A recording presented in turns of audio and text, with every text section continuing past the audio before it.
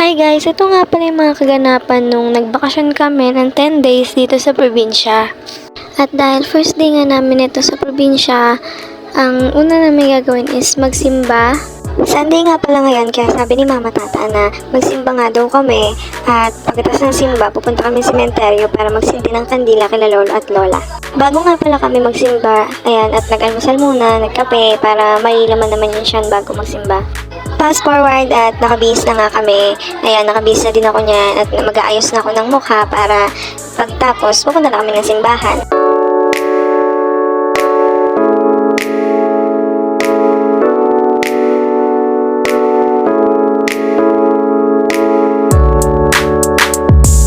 Fast forward at ayan, papunta na kami simbahan. 8 na yan, so akala namin late na kami. Pero pagpunta namin doon, hindi pa pala nagsisimula. Pababa na ako ng hagdan at palabas na din yung bahay dahil nag-iintay na sila mamamayan sa labas. At para makapunta na rin kami ng simbahan, malapit lang naman yung simbahan dito, nilalakad lang dun banda sa kay Baywalk. At fast forward, nag-start na nga pala yung simba at di ako masyado nakapag-video dahil syempre sa simbahan tayo. At pinsan ko nga pala yung nagsasalita. Hindi na kami mapupo kang bisan-isa, pinaan sa tawagan sa kanan. Kanya ko, awang ihukma si Kristo. Fast forward again at tapos na yung simba, maglalakad na kami pero hindi pa kami papunta ng sementeryo dahil may dadaanan pa sila mama dun sa bahay ng mga lolo at lola nila, so lola na rin namin ganun.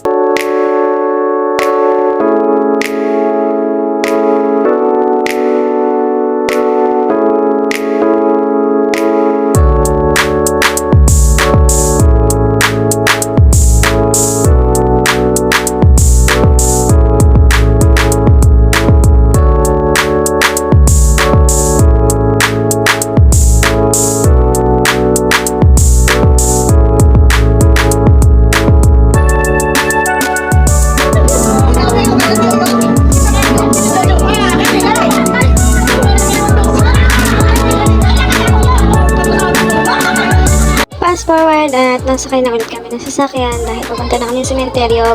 Pagkatapos namin dun sa lolo at lola namin, diretso agad kami dun sa sasakyan para naman makapunta agad kami sa sementeryo at makapagsindi ng kandila. Bago nga pala kami dumiretso ng sementeryo, bumili nga muna kami ng kandila at tinapay para may bigay kami kina lolo at lola. Fast forward at nakarating na kami ng sementeryo at nauna na sila Mama Tata maglakad dahil sila yung may alam ng mga pasikot-sikot sa sementeryo dahil matagal na rin kami hindi nakauwi, almost 10 or 9 years na din. Ang huling uwi kasi namin dito sa probinsya is nung patay pa si Lola Emma, which is yung mama nila Mama.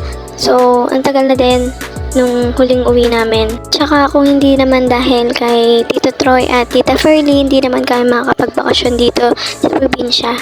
Hindi man kompleto yung pag-uwi namin dito sa probinsya, pero masaya naman kahit hindi nakapunta sila Tito Eugene tsaka si Kuya Pudong, is parang kompleto na rin lahat kasi masaya naman yung naging bakasyon namin. Though 10 days nga lang yung bakasyon, pero sulit naman kahit papano.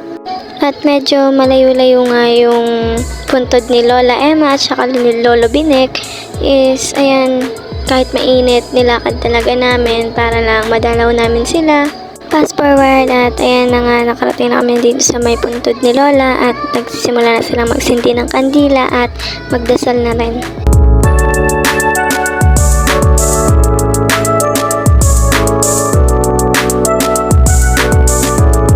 Dito naman kami sa puntod ni Lolo Binek, so hindi sila magkatabi. Hindi ko alam din kung bakit hindi sila magkatabi ng puntod, pero siguro may dahilan, so wag na natin intindihin yun. Basta nadalaw namin sila, okay na yun, masaya na kami.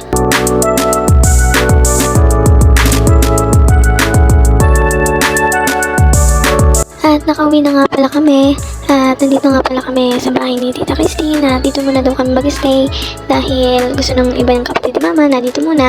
Tapos susunod na araw, kailangan Mama Tata naman, salitan lang. Gusto din kasi ng mga bagets na mag-swimming dyan sa suba na tinatawag nila.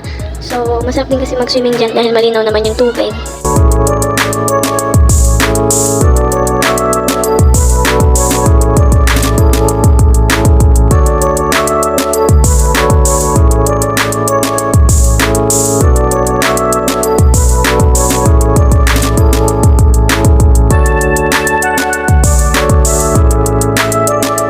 At ayan, yung mga bagets, masaya silang naliligo dyan. At dati din, yung mga bata pa kami, magpipinsan, dyan din kami naliligo. Hanggang ngayon din naman. Hanggang dito na nga lang po ang aking video. Salamat sa panonood. Adios!